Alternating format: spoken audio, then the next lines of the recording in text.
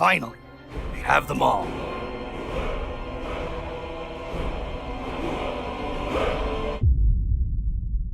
If I ask you what is the best Bethesda game of all time, what would be your answer?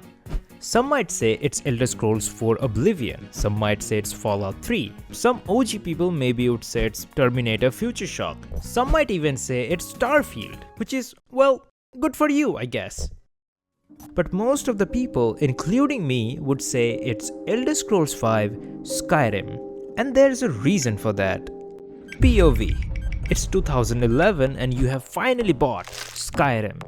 You take the disc out of the case and shove it inside your console. You pick up the controller and boot up the game. The game starts and you hear this iconic line for the very first time. Hey, you're finally awake. After that, you create your character and play through the opening and finally reach this moment.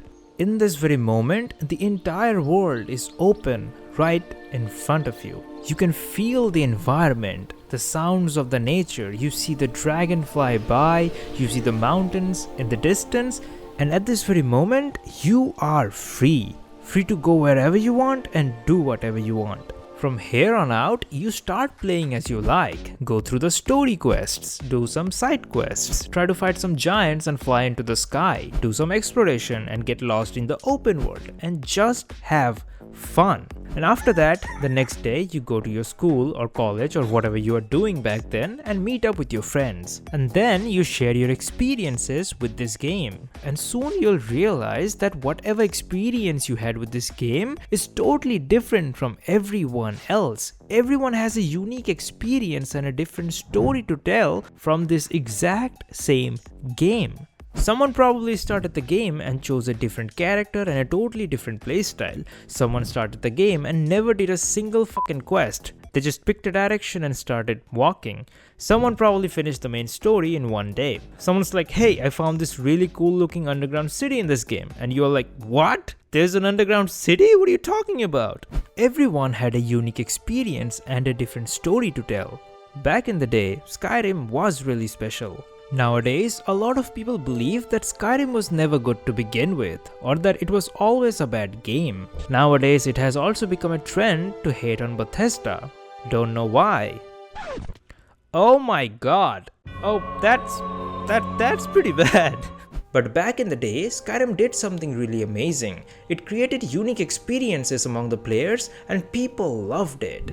It has won multiple awards including Game of the Year and sold millions of copies. People love it so much that the studio has ported it to almost all the platforms possible, from PlayStation 3, Xbox 360 to PlayStation 4, PlayStation 5, Xbox One, Xbox Series X, Xbox Series S, Nintendo Switch, Alexa, Motorola Pager, Samsung Smart Fridge. Wait, what? As of 2023, it has sold over 60 million copies across all the platforms, and it still has a huge player base and one of the biggest modding communities of all time. And all of this is because people love playing Skyrim. But the question is, why is that? Why is Skyrim so special?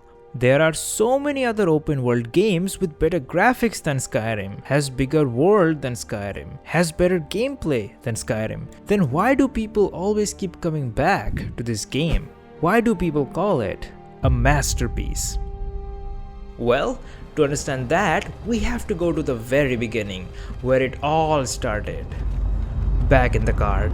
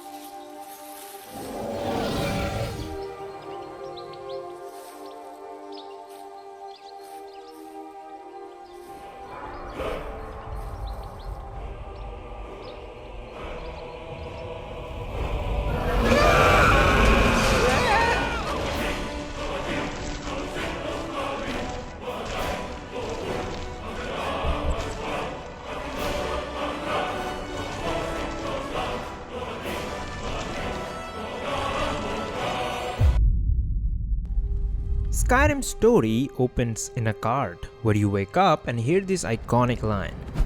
Hey, you. You're finally awake. And this sequence is really iconic. Like, even people who never played Skyrim would know where this sequence is from. It's been memed so many times over the years and it's been all over the places. And it just shows how much impact this game had on the gaming community. Now, before we go too deep into the story, I just want to talk about the opening of this game. Because in my opinion, Skyrim has one of the best prologues of all time.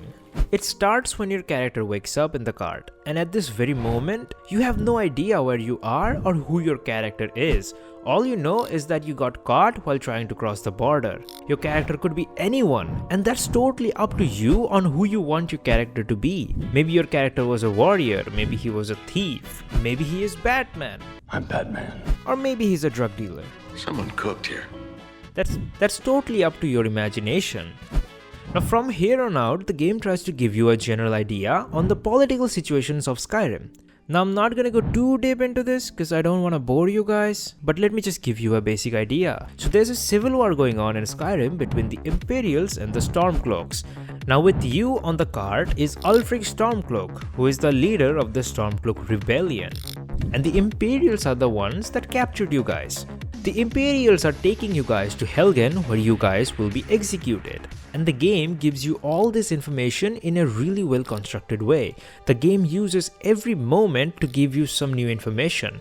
And it's honestly amazing how well designed the sequence is. After you get out of the cart, you create your own character. And there are so many races to choose from. There are so many options, you can choose anyone. After you finally create your character, the game shows you another aspect of the Imperials where we see how they're abusing their superiority and power. Even though your name is not on the list, they still decide to execute you. This guy tells his captain that you are not on the list. Captain, what should we do? He's not on the list. And she's like, I missed the part where that's my problem. And they just sent you to die anyway. Then when you are about to be executed, a dragon arrives and starts causing havoc. And from here on out, it's just total chaos. The village is burning and you are running for your life. While you are running, you will eventually reach this point where Ralof will come and try to say something to you. What? I can't hear you! After that, you have to make a choice and pick a side. Here again, the game pushes the political aspect where you have to choose one between two sides. Hadvar is from the Imperial side and Ralof is from the Stormcloak side. Now whatever side you choose, it doesn't exactly matter. After you pick a side and go inside a room, from here on out the game tries to teach you all the necessary core mechanics in a really interesting way. The game will teach you how to loot, how to use weapons, how to use potions, how to pick a lock, how to use spells, how to use a bow, how to do stealth. And even there's a tutorial sequence, it doesn't feel like one. The game doesn't hold your hand and force you to do anything. There are no big texts and pop-ups stopping the gameplay to teach you something. Everything is very seamless. And after this, you finally reach the opening. And now, the entire world is right in front of you. It takes you around 18 minutes from the start at the cart to reach this very moment. And within this 18 minutes, the game gives you all the necessary informations required to navigate this world. From the political situation of Skyrim and the basic premise of the story to learning the necessary core mechanics of the game. It gives you a general idea over everything you need to know so that from this point onwards, you can go wherever you want and do whatever you want.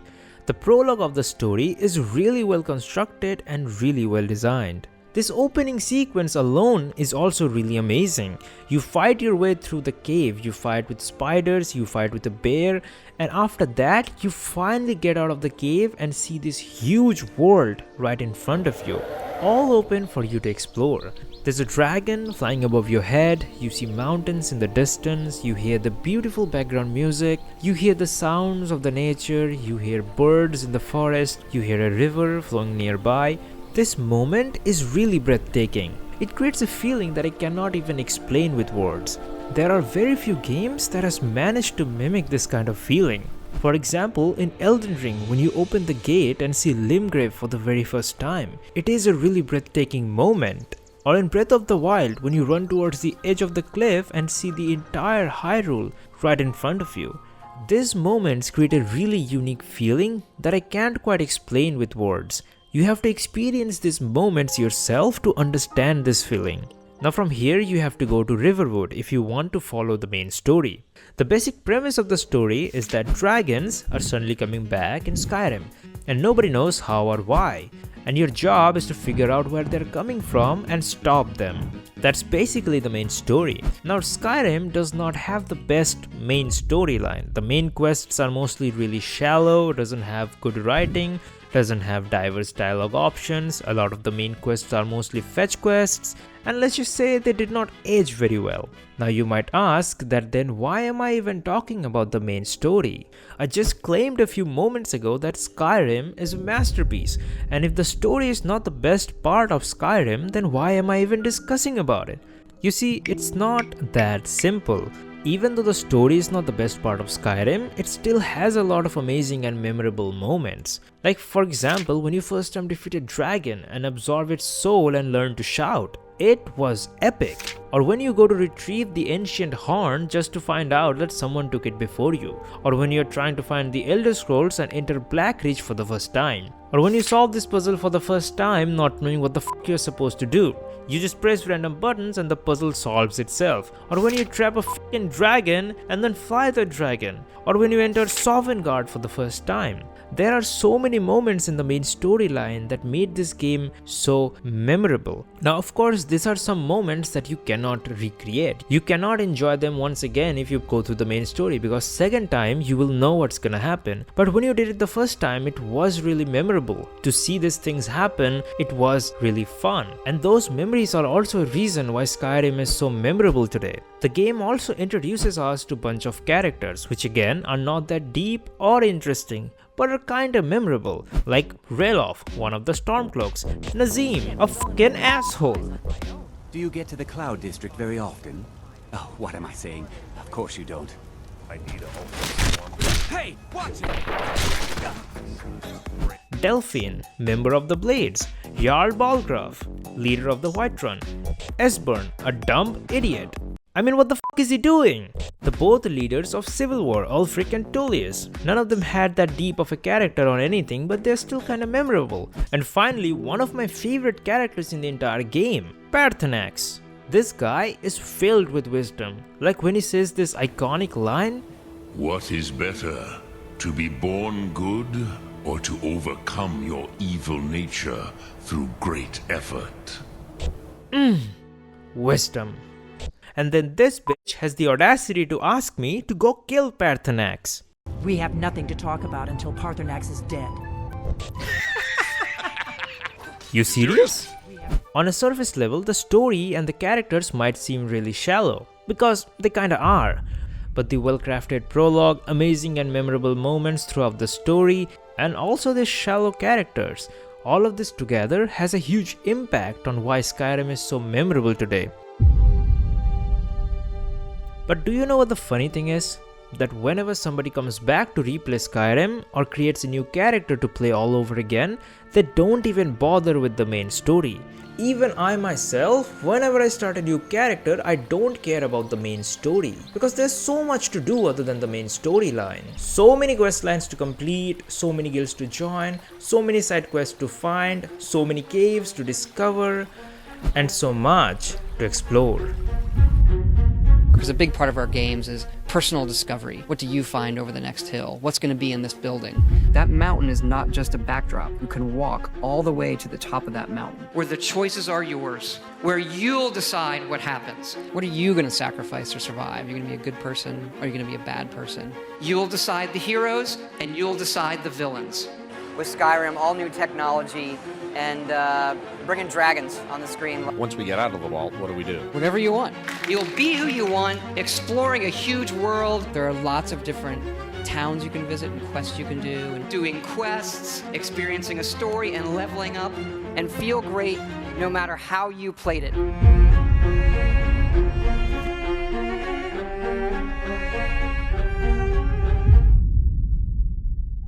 One of Skyrim's biggest highlight is its freedom. Freedom to go wherever you want and do whatever you want. The game gives you this huge world with so much content, and it's all open for you to explore. Exploration is one of the best parts of Skyrim. Every direction you go to has some amazing content waiting for you. There's something fun and new in every single corner of the map. From the very opening sequence of the game, instead of going to river route, you could just pick a random direction and start walking. And you will eventually stumble upon some amazing quest that you have probably never done before and just get lost in the open world. There's so much possibility. You might be exploring a city and then suddenly some dude will ask you to investigate a house, and when you go inside that house, turns out the house is haunted and things are flying around and a voice is telling you to kill this guy. Or maybe you're visiting a tavern and then suddenly stumble upon this famous drinking quest, where this random NPC challenges you to a drinking game. And the next thing you know is that you have teleported to this random location. And from this point onwards, everything just keeps escalating and shit goes from 0 to 100 real quick. And these are just some examples. There are so many quests just like this are scattered all over Skyrim. You don't know what you are gonna find around that corner. You don't know what you will find inside that cave. You don't know what you will find inside that house. And that's what makes exploring Skyrim so much fun. You could be anyone in this world. You can choose between so many races. You could be a thief, you could be an assassin, you can be a vampire, or you can be a fucking werewolf. There are so many options that everyone's playthrough will be different, and every time you replay Skyrim, you will have an unique experience. Every city of Skyrim has some kind of secrets to uncover. Every city has some interesting quest and lore that makes that city unique and different from the others. Skyrim also has diverse locations, from mountains to forests to green open fields to snow and glacier covered lands and water, from city that's carved into mountain to city that's literally underground. There's a huge variety of diverse locations that makes exploration so much exciting. The open world is filled with so many small details that a lot of people won't even know exist. Like for example, in a lot of places of Skyrim, you will find this type of markings. And to a lot of players, this won't even make any sense. I mean, what the fuck is this? Most of the players would just ignore this. But if you just go a little deep, you will find that these are called shadow marks placed by the members of the Thieves Guild. They use these different signs to mark locations that might have good loot inside, or mark locations that could be a safe house for them, or places that could be dangerous for them. These are so small details that most of the people won't even notice them, but the developers still added them as it increases the immersion of the world. Exploration in Skyrim is not just about going from point A to point B, but it's about what you do in between those points. At the start of the game, the map is mostly empty, and as you explore, you discover new locations and points of interest. Most of the quests in the game are also designed in a unique way, where the game will ask you to go halfway across the map from your current location, because the game also wants you to explore the open world. Developers nowadays don't want you to lose out on content, so they would just literally mark everything on the map. But that just ruins the fun of discovering something through exploration. I mean, look at this! What is this? Does it look fun? It looks like a clusterfuck. Nowadays, most of the open world games fill their maps with so many markers and points of interest. But the problem is nothing is happening in between those marks. All the action is happening at the marked location, and that makes the journey to those locations a chore. But that's not the case with Skyrim. In Skyrim, you will start a quest that will ask you to go halfway across the map and give you a compass mark on the general direction you need to go. Now how you reach there is totally up to you. Along the way, you will find a lot of fun and interesting stuff to do. You might get attacked by a dragon, you might find an undiscovered cave, you might find some random encounters, some wild animals might attack you, or you might find some hidden quest that will start a totally new quest line. And by the time you will reach your destination, you have already explored a lot of the open world and spent a lot of hours doing it, which is fun. This is what I call immersion. This is what I call getting lost in the open world. This gameplay loop keeps the game really engaging. Exploration shouldn't be just about going from quest marker to quest marker and clearing tick boxes. It also needs to be fun. It needs to feel like an epic journey. It needs to feel like an adventure where anything could happen on the way. And Skyrim does it really well. Exploration feels like an epic journey, it feels like an adventure. And this is also why Starfield's exploration doesn't feel fun, because there's nothing happening in between those quest markers. It's all empty, and that's why it starts to feel boring after a while. There are very few games that has managed to make the exploration as fun as Skyrim. One example of that would be Breath of the Wild or Tears of the Kingdom. Any one of those, where the game just gives you a dot on the map. How you reach there is totally up to you. You can glide there, you can walk there, you can ride there, it's totally up to you. And along the way, you will find lots of cool locations, shrines, random enemy encounters, random quests, and by the time you will reach your destination, you will have already spent hours just exploring and doing random stuff. And that's really fun and immersive. The influence of Skyrim is clearly visible here. Another thing that I find very fascinating about Skyrim is that most of the exploration you will be doing in this game is just by walking. You will be spending most of your time just walking from one place to another. And it's still so much fun compared to a lot of other open world games with way better transportation system. Bethesda somehow managed to make walking fun. I think that in itself is an amazing achievement. Even the exploration is one of the best parts of Skyrim and one of the core elements that makes the game so much fun. It's not the only reason why this game gets so many praises. There's another reason why people always keep coming back to this game. It's the atmosphere.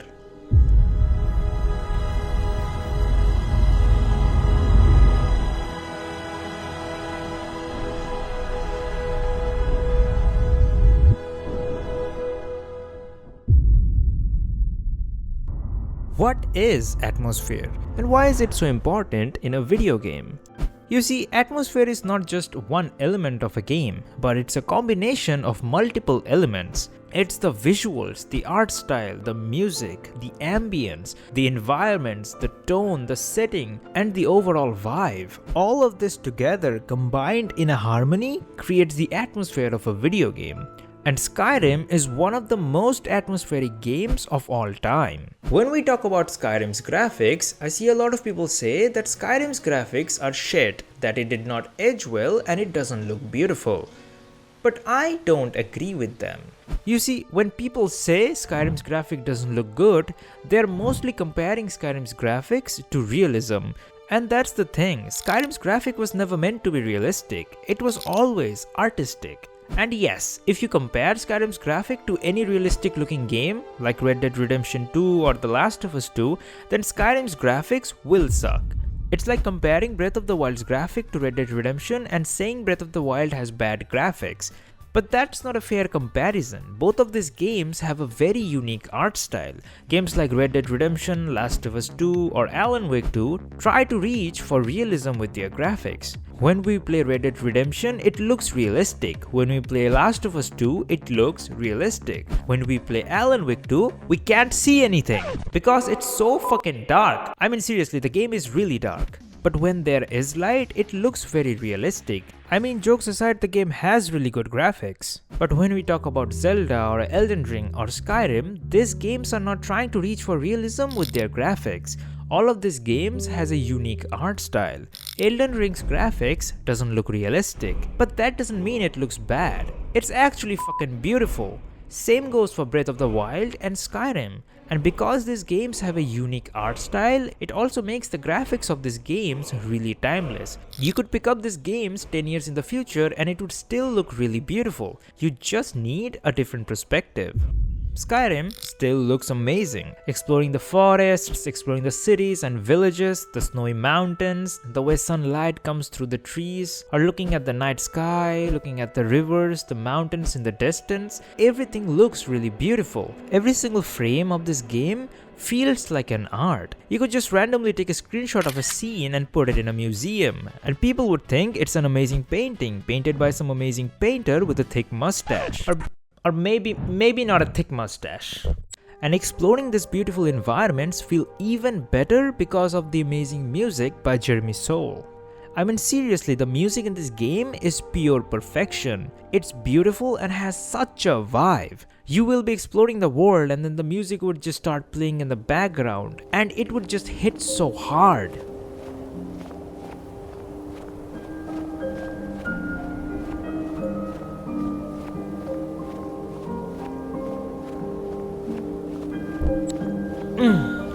Perfection. Music is what sets the vibe of the moment, and Skyrim's music is phenomenal. Music in this game is very relaxing, and the ambient noises are also really immersive. The sound of the river, the birds in the woods, the sound of the air flowing, and the sound of your armor when you're walking, all of this makes the world of Skyrim really immersive. The beautiful environments with amazing music and ambience makes exploration really therapeutic. It feels really calm and has a sense of comfort. I could just walk in this world for hours without getting bored, which again shows how amazing this game actually is. Every city and village has a unique vibe and aesthetics. Some places feel really warm and happy, while some feel really dark and depressing. The NPCs have a day and night cycle. The world is filled with so many items and you can basically pick up almost anything. Your character is also silent, other than the shoutings, obviously, which also adds to the immersion. Every area of Skyrim feels like a real place. You could just enter a tavern and there will be a fire at the center, someone will be singing a song, and you could just sit there and chill for hours. It's all very immersive. Skyrim feels like a real place. It feels like a place where I could just go and start living. Which I know might sound stupid because of the dragons and the thieves and assassins and the giants or whatever, but also Skyrim feels like a place of comfort and peace. And the atmosphere is one of the biggest reasons why it feels like that. With the beautiful visuals, amazing music, really good ambience, and a huge immersive world, all together combined creates an amazing atmosphere for Skyrim. But that's not where it all ends. On top of really good exploration and immersive atmosphere, Skyrim still has a lot more to offer.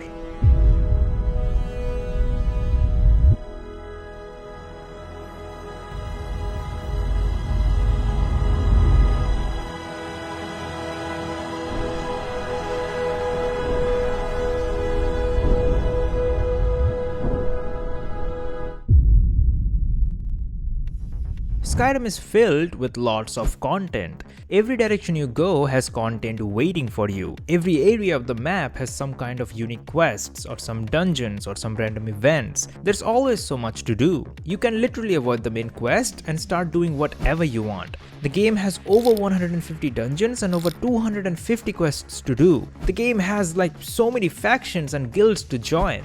There's the Companions Guild, Dark Brotherhood, Thieves Guild, College of Winterhold, the Civil War questline. You can spend so much time just doing these questlines. And then there's also the DLCs, like the Heartfire DLC, which lets you adopt children and buy houses, the Dawnguard DLC, which lets you become vampire and also adds Serena, the Dragonborn DLC, which adds more content and quests to the game. And if you want even more content, then there's tons of mods. Skyrim has one of the biggest modding community ever. Modders have made a mod for almost everything in this game. Anything that you can imagine, anything that you can think of, there's most probably already a mod for that.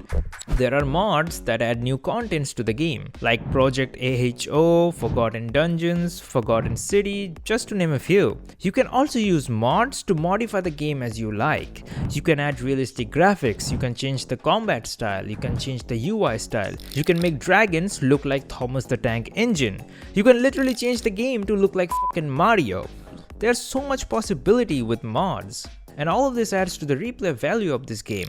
Skyrim's progression and skill system is also really interesting. Basically, the more you do something in this game, the more you get better at it and level up. And as you level up, you get more skill points, which you can invest in the skills based on your playstyle. Now because of this, you can't just change your playstyle halfway through the game, because then you have to start from zero and your combat will suck. But other than that, this level up system is actually really good. Now on the other hand, the skill system of Skyrim is, well, it's not that deep. But that does not mean it's bad. It's actually quite the opposite. Even though it's so simple, it still is very meaningful. I mean, of course, there are some skill trees that are kinda useless, like lockpicking or speech, but most of the skill trees has a huge impact on the gameplay. Skills are really direct and easy to understand. Skyrim is not that deep of a RPG. It's actually really simple and most of its mechanics are really basic, which a lot of people might not actually like. But this kind of simplicity makes the game more accessible to a wider audience, which made this game so much popular among so many people. With hundreds of hours of gameplay content, so many different playstyles, and shit ton of mods, all of this add to the replay value of this game, which is a huge reason why people always keep coming back to Skyrim. So far in this video, all I have been talking about is how amazing Skyrim is, and how I'm gonna leave my house tomorrow and start living in a village inside Skyrim and start killing dragons or whatever. But the thing is, Skyrim is not all rise and shine and rainbow and sparkles. It also has some issues that I have to talk about. You see, Skyrim is not a perfect game. And one of the great things about having a fully dynamic game engine is all of this just works. Why did you not optimize this game for PC? You may need to upgrade your PC for this game. I'm not kidding. It allows us to have 16 times the detail. A type of game we'd never done before. Had a lot of difficulties at launch. And again, it just works. You'll never even see a server when you play. That mountain is not just a backdrop. You can walk all the way to the top of that mountain. 100% dedicated servers. And I want to be clear, actually that feature is not coming out at launch. And we got a lot of well-deserved criticism. And that sometimes it doesn't just work.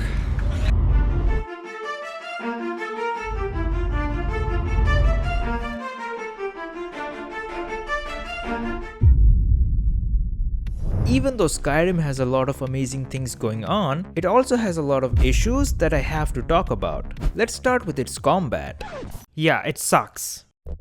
Skyrim has a lot of variety when it comes to combat. There's single-handed combat, there's dual wielding, there's magic spells, there's bow and arrow. There are a bunch of options. You can also combine these options to create your own new playstyle. You can use single-handed weapons with spells, you can use spells in both hands, or you can use single-handed weapons on your both hands. You can use shield and a weapon, or shield and spells. I don't know why would you do that, but you can do that too. There are so many options. But the problem is, even though there are a lot of options, none of them feel good or satisfying. Combat in Skyrim is really basic and unsatisfying. Using melee weapons feels like you're fighting with a freaking ghost. There is no actual impact or any feedbacks with weapon hits. It feels like you're swinging your weapon in thin air. And also combat is less about your skill and more about how much health points you have. You will trade some damage, pause the game, use bunch of healing potions and then repeat. Of course you can master the technique of moving backwards after doing a hit, and if you do it perfectly then you will not receive any damage, but it doesn't exactly always work because it's really hard to do when there's multiple enemies around. Now if we talk about spell combat, it's also really basic. Most of the time you will be just standing in one place and pointing your hand towards an enemy and see his health slowly dying. The problem with this is, first of all, it gets really boring, but also your magicka drains really quickly and recharges really slowly. Even if you are wearing a proper attire, it still charges really slowly. So the only thing you can do is drink magicka potions. Waiting for it to recharge in the middle of the combat is not always the ideal option, and it also kills the pacing. As long as you have enough potions, you can just keep spamming magic until the enemy dies. There's not much fun here. Archery on the other hand can literally break the game if you have the right skill points. Stealth archery in this game is really powerful. You can finish enemies really quick. The extra sneak damage that you get is really OP. Using archery compared to other playstyles feels a bit better, but it's still not perfect. Headshot with arrows doesn't exactly seem to matter, and also at a time this combat style feels really clunky, and aiming with bow can be a little hard, because the arrow doesn't seem to follow the rules of physics. But also, if you have the right setup, this combat style can be really broken. Shouts! Let's talk about shouts. To me, shouts are one of the best parts of this game. It's like an added bonus to your combat. It doesn't consume your stamina or magicka, it has its own refresh bar. Shouts are fun. There's something really satisfying to throw NPCs into the water or enemies off the cliff. But it's also really useful in combat. There are a lot of shouts. You can throw enemies backwards, you can slow the time, force a dragon to land, or even fucking call a dragon to help you in a fight. There are so many options. Shouts are really awesome. But other than that, most of the other aspects of the combat feels really outdated. And I'm not even talking about being outdated today. It was outdated even when the game launched. We had games like Demon's Souls and Dark Souls 1 even before Skyrim, and those games had really good combat system. And then there was Skyrim with really bland and basic combat. And now some people might say, hey, just use some mods. I mean, there are mods to make the combat better, but that's not the point. Mods should be an added bonus, not a necessary requirement. It should be like, hey, I have a really good burger and I can add fries with it through mods. It shouldn't be like, hey, I have half a piece of burger but I can use mods to get the rest of it and make it somewhat complete. This is not what's supposed to happen. I hope you get my point. Mod should be an added bonus, not a necessary requirement. And it's not just about the combat. The game even to this day has lots of bugs. The game has been ported over the years to so many platforms, but still there are so many bugs and glitches that the developers to this day have not fixed. I mean, there's literally an unofficial patch for Skyrim made by modders just to fix the bugs. If the modders need to fix a certain part of the game just to make it fun and enjoyable, then that's a problem, because that means the developers didn't do a good enough job. And that's not where the problems end.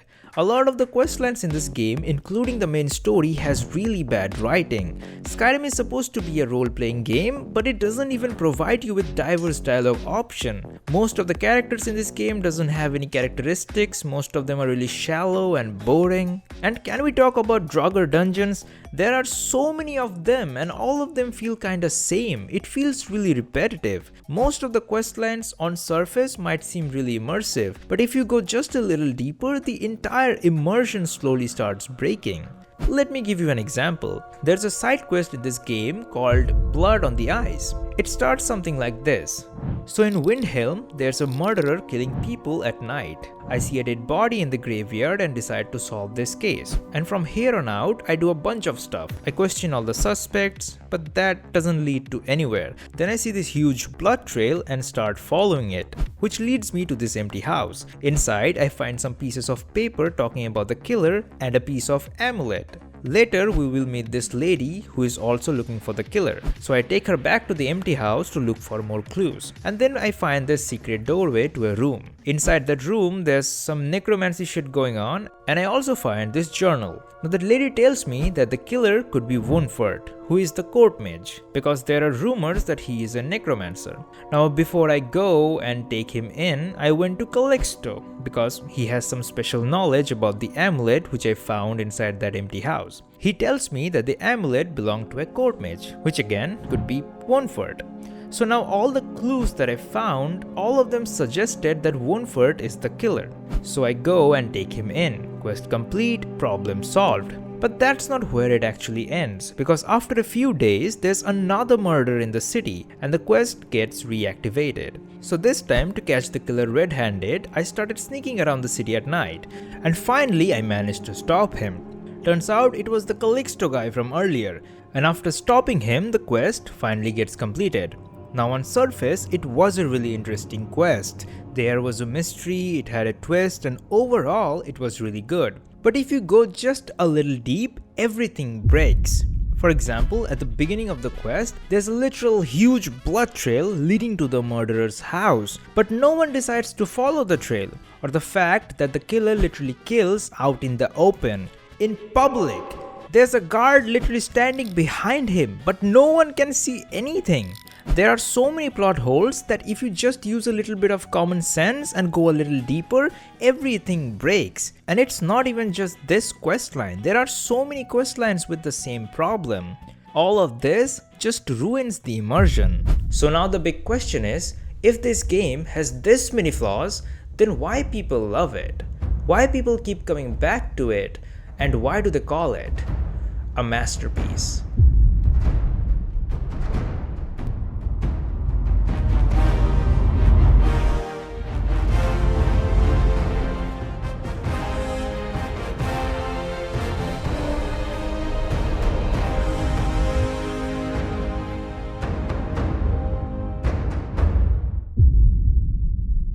What exactly makes any game a masterpiece?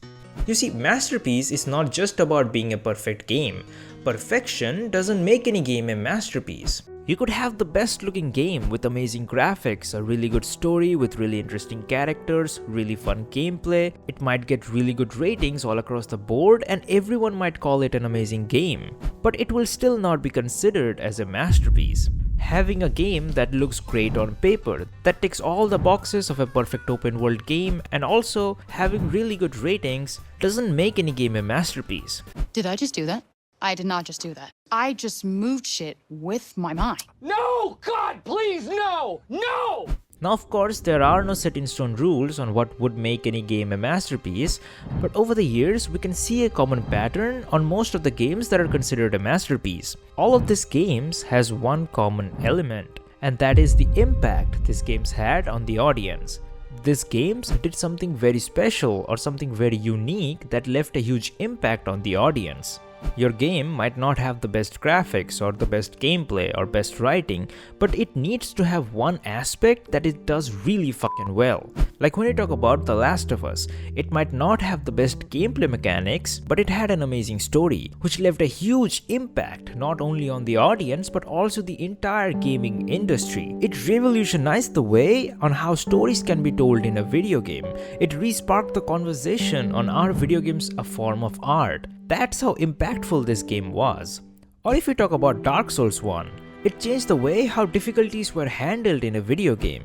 I mean, yes, there was Demon Souls before it, but Dark Souls 1 had the most impact, not only on the audience but the entire gaming industry. It literally started its own genre called Souls-like. There's literally a category called Souls-like in Steam. Anytime there's a hard game, people would compare it with Dark Souls. People would say it's the Dark Souls of this or it's the Dark Souls of that. That's how much impact this game had. And when we talk about Skyrim, it might not have the best writing or the best combat, but it nailed the exploration, the atmosphere, and the immersion. And yes, it's not that deep of a RPG, but to a lot of people, it was their first RPG game ever. And because it was so basic, it also became really accessible to a lot of people. And that's also why it had a huge impact on a wider audience. To a lot of people, it was their first time experiencing something so immersive like this. Skyrim also had a huge impact on the gaming industry as well. Influences of Skyrim can be seen to this day in modern open world games.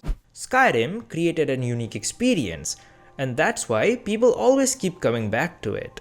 Now some people might say it's nostalgia, but I don't believe that's true. Because Skyrim is not the only game we played back in the day. We played a lot of other games, but we don't keep going back to those games now. And even if we do, we don't play them for that long. But when I talk about Skyrim, I can pick that game up anytime and sink in 10 to 15 hours easily, without getting bored. Some people also believe that mods are the main reason why the game is still alive, which is also not totally true. I mean, yes, mods are a huge reason why the game still has a huge player base, but also at its core, if the game was not good to begin with, then no matter how many mods you put into it, people will still not enjoy it. People make mods for this game because they love playing this game. It's not the other way around. Skyrim created an experience that was really unique, and Bethesda has been trying to mimic that experience ever since. They have set a bar with Skyrim, and all they've been trying to do is create an experience similar to Skyrim. And that's also why they are failing. Because when you use a product as a blueprint and try to make something like it, at best what you will create is a copy of that product. You will never be able to exceed that product. And we can see that in recent Bethesda games. All the games they produced after Skyrim did not had any huge impact. And now people are scared that they will also ruin Elder Scrolls 6 somehow.